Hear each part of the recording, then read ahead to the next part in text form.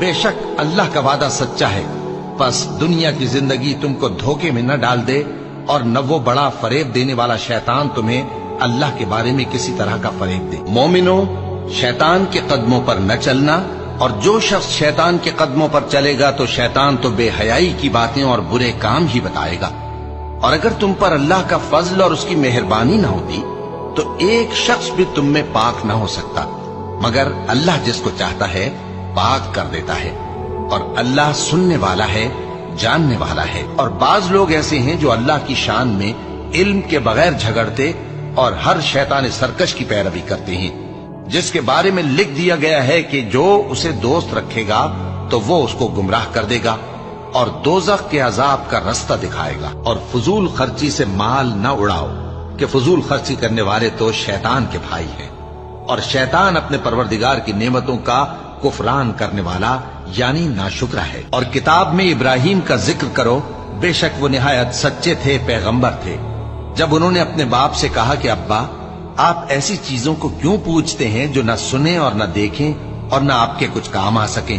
ابا، مجھے ایسا علم ملا ہے جو آپ کو نہیں ملا، تو میرے ساتھ ہو جائیے، میں آپ کو سیدھی راہ پر لے چلوں گا۔ ابا، شیطان کی پوجا نہ کیجیے، بے شک شیطان اللہ کا نافرمان ہے۔ ابا، مجھے ڈر لگتا ہے کہ آپ کو اللہ کا عذاب آ پکڑے تو آپ شیطان کے ساتھی ہو جائیں۔ مومنو، اسلام میں پورے پورے داخل ہو جاؤ اور شیطان کے پیچھے نہ چلو، وہ تو تمہارا کھلا دشمن ہے۔ شیطان تمہیں تنگ دستی کا خوف دلاتا اور بے حیائی کے کام کرنے کو کہتا ہے، اور اللہ تم سے اپنی بخشش اور رحمت کا وعدہ کرتا ہے، اور اللہ کشائش والا ہے، سب کچھ جاننے والا ہے۔ شیطان نے ان کو قابو میں کر لیا ہے اور اللہ کی یاد ان کو بھلا دی ہے۔ یہ لوگ شیطان کا ٹولہ ہے، اور سن رکھو کہ شیطان کا ٹولہ ہی نقصان اٹھانے والا ہے۔ اے آدم کی اولاد، کیا میں نے تم سے کہہ نہیں دیا تھا کہ شیطان کو نہ پوجنا، وہ تمہارا کھلا دشمن ہے، اور یہ کہ میری ہی عبادت کرنا یہی سیدھا رستہ ہے؟ اور اس نے تم میں سے بہت سی خلقت کو گمراہ کر دیا تھا، تو کیا تم سمجھتے نہیں تھے؟ اور مویشیوں میں بوجھ اٹھانے والے یعنی بڑے بڑے بھی پیدا کیے، اور زمین سے لگے ہوئے یعنی چھوٹے چھوٹے بھی۔ بس اللہ کا دیا ہوا رزق کھاؤ اور شیطان کے قدموں پر نہ چلو، وہ تمہارا کھلا دشمن ہے۔ اور ہم ہی نے تم کو ابتدا میں مٹی سے پیدا کیا، پھر تمہاری شکل و صورت بنائی، پھر فرشتوں کو حکم دیا کہ آدم کے آگے سجدہ کرو، تو سب نے سجدہ کیا، لیکن ابلیس کہ وہ سجدہ کرنے والوں میں شامل نہ ہوا۔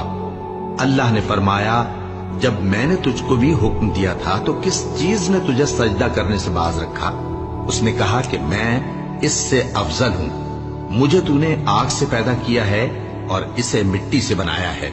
فرمایا، تو بہشت سے اتر جا، تجھے شایع نہیں کہ یہاں تکبر کرے، پس نکل جا کہ تو ذلیل لوگوں میں سے ہے۔ اس نے کہا کہ مجھے اس دن تک مہلت عطا فرما جس دن لوگ قبروں سے اٹھائے جائیں گے۔ فرمایا، اچھا، تجھ کو مہلت دی جاتی ہے۔ بولا کہ مجھے تو نے گمراہ کیا ہی ہے، میں بھی تیرے سیدھے رستے پر ان کو گمراہ کرنے کے لیے بیٹھوں گا، پھر ان کے آگے سے اور پیچھے سے اور دائیں سے اور بائیں سے، غرض ہر طرف سے آؤں گا، اور تو ان میں اکثر کو شکر گزار نہیں پائے گا۔ اللہ نے فرمایا، نکل جا یہاں سے پاجی مردود، جو لوگ ان میں سے تیری پیروی کریں گے میں ان کو اور تجھ کو جہنم میں ڈال کر تم سب سے جہنم کو بھر دوں گا۔